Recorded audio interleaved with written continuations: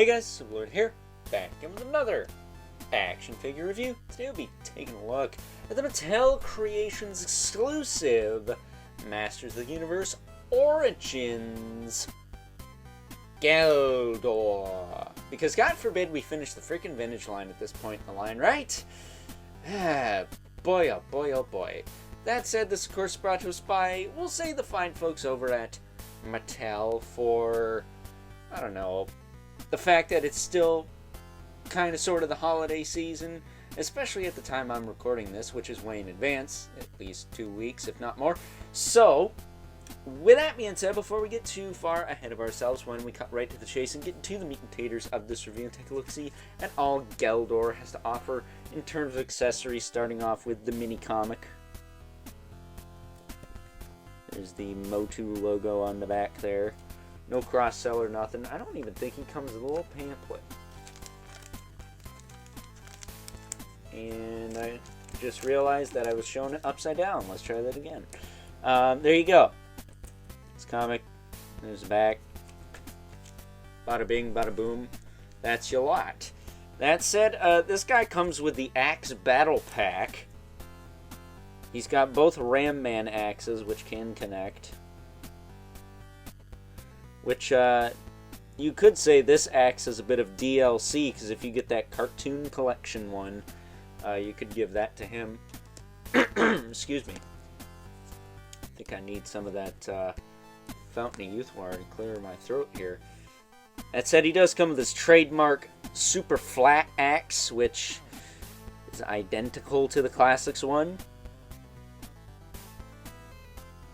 And unlike Demo Man, it's about the same size. I want to say this one is ever so slightly wider, and it's a softer plastic. It's more like a PVC, whereas this one is a hard plastic. But you get the idea.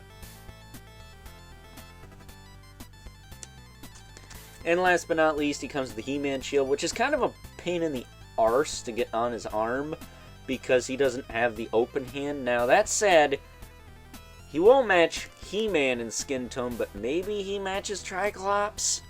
So you could put the Triclops open hand on him and have Triclops do wield swords or something. There's plenty of swords to give him, so that'd be kind of cool. But I mentioned the Classics figure.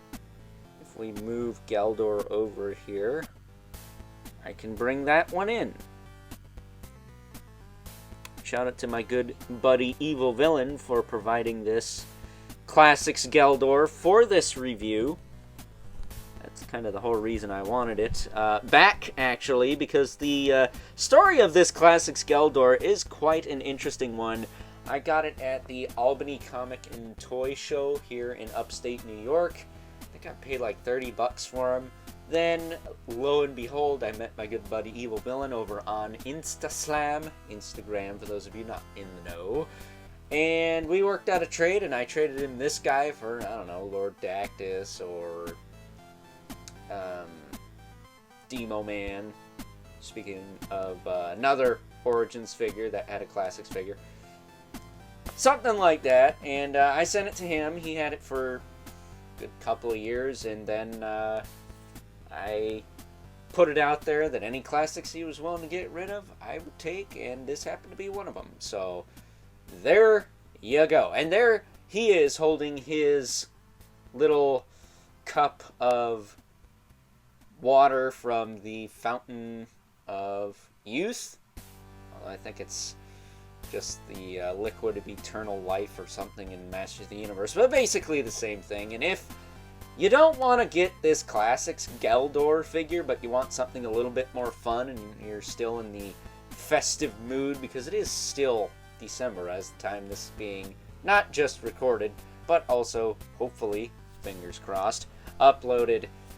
You could pick up one of the Naughty or Nice figures over on Big and Bad Toy Store, and they come with little cups with removable liquid. I'm sure there's one that's clear, so you can check into that. But that is the Classics Geldor. I mean, looking at these two side by side, identical head sculpts. I would say the Classics one is a little less soft, because that's 4 Horsemen. I will say, though, this guy does not have storage on the back, and this guy does, so the Origins has a bit of a one-up on him. And I do prefer the way the Origins boot cut works compared to this guy. The knee pad swivels with this, and it looks a little bit more even. This guy, his boot cut is down here at the actual boot, which makes sense, but then, you know, it breaks the sculpt up. That's if you wonder how I got that in his hand, I had to heat it up. That is the only way that was going in there. Let's take a closer look at Geldor here.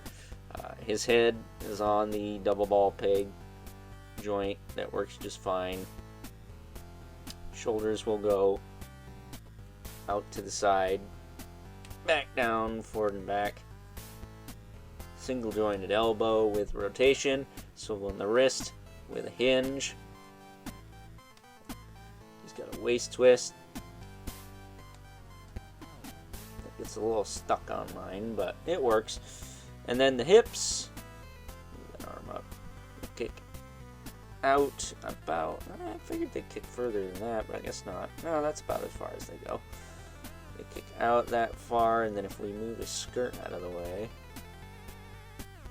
they move about that far forward.